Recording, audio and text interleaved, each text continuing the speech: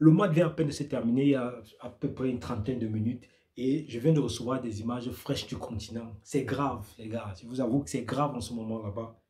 Pour ceux qui connaissent un peu le continent, le Cameroun, la ville de Kribi, on m'a envoyé des images fraîches que je vais vous faire passer voilà, dans la vidéo.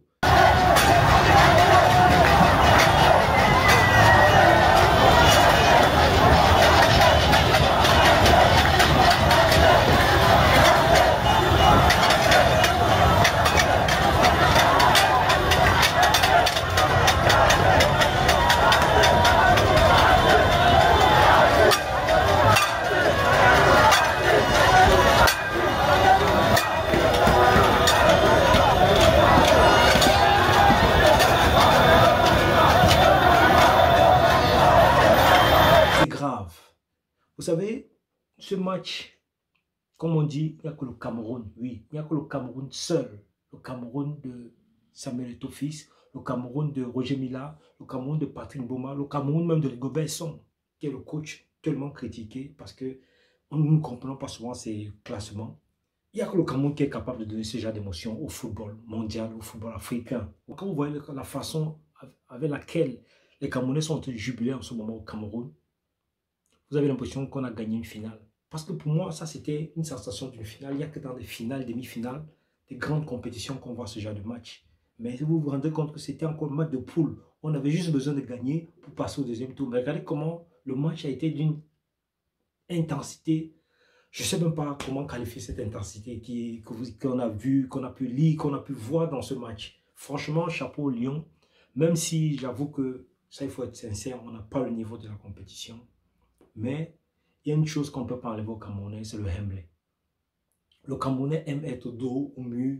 Le Camerounais aime être vraiment dans des positions où personne n'attend plus de lui. C'est là où il ressort. Est-ce qu'il y a une différence entre Blida, le match où Toko Ekambi, une fois de plus, a marqué pendant la Cameroun-Algérie ou bien Algérie-Cameroun? Quelle est la différence au niveau des émotions? Il n'y a pas. Mais c'est toujours le Cameroun, c'est toujours le Cameroun, le Cameroun. Chapeau à vous les gars, chapeau franchement. Même si vous m'avez fait paniquer une fois de plus, il est difficile maintenant de regarder un match du Cameroun et d'être vraiment à l'aise, d'être tranquille sur sa chaise ou bien sur son banc, à regarder le match du Cameroun sans trembler. C'est difficile de regarder un match du Cameroun sans vraiment mettre la main sur la tête comme ce coach en arrière-plan fait là, parce que il n'y a plus ça, il n'y a plus la fluidité dans le football camerounais, il n'y a plus... voilà, il y a quelque chose qui manque, il y a quelque chose qui manque. C'est vrai que nous avons perdu Abouchou, notre capitaine et attaquant fétiche, que le monde entier célèbre. Nous avons perdu Abouchou.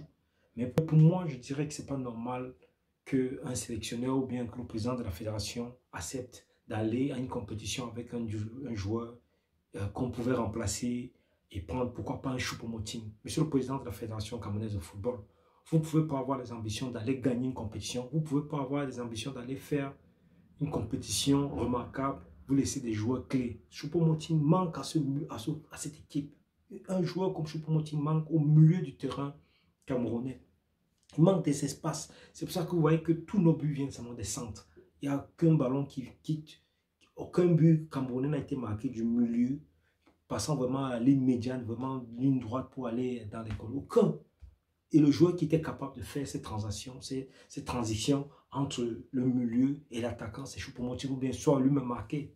Mais vous l'avez laissé parce que, soi-disant, si on écoute son père, c'est parce que son père a revendiqué une prime, la prime de son fils qui n'a pas vu et que vous avez décidé de ne pas l'appeler. Je pense que ce n'est pas juste. Quand on est un président, il faut être au-dessus de certaines choses. Il faut faire des choses, même si on est souvent choqué. Vous savez, quand on est un leader, on est souvent critiqué par rapport à nos choix, on n'est souvent pas aimé, on n'est pas souvent compris. Mais quand on a des ambitions de vouloir être le meilleur ou bien apporter un plus au travail qu'on abat, on est obligé souvent de faire avec des gens qu'on sait que même s'il y a eu un différent entre vous, mais vous partez avec lui parce que vous savez ce qu'il peut vous apporter. Et Choupo-Moting nous aura apporté ça. Choupo-Moting manque à cette équipe nationale. Oui, nous avons des milieux de terrain qui sont un peu limites. Et franchement, aujourd'hui, ma vidéo du matin, je critiquais le capitaine Zamboanguissa. Pour moi, franchement, ce soir, il a été impérial, il a été magistral, il a été le Zamboanguissa que nous voulons voir. Vous verrez que dans les critiques, ça va diminuer. Si on garde cette performance, ce niveau de performance, si lui, Zamboanguissa, garde ce niveau de performance, vous verrez que son nom, on l'appellera plus Zambo-Larissa, mais on l'appellera Zamboanguissa, le capitaine de l'équipe nationale. Parce qu'en ce moment, c'est lui le capitaine.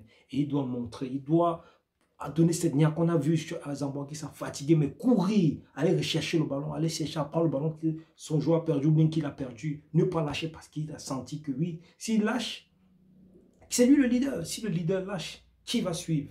Et donc, il montrait vraiment l'exemple. Et franchement, ça a salué une fois de plus. J'étais critiqué ce matin parce que j'étais fâché, comme tous les Camerounais. Mais je suis sûr que si vous repartez voir maintenant dans les réseaux sociaux, comme j'ai dit, vous verrez qu'il y a moins de critiques sur Zamboanguissa. Il y a moins de critiques sur, voilà, sur pas mal de joueurs qui ont vraiment brillé. Et chapeau aussi à Ondoa. Ondoa, franchement, on a beau dire que tu ne joues pas dans un grand club, on a beau dire que tu n'as pas de club en ce moment qui peut te permettre de jouer à l'équipe nationale en tant que titulaire, mais tu nous as montré ce soir que cette place, tu la mérites. Hein.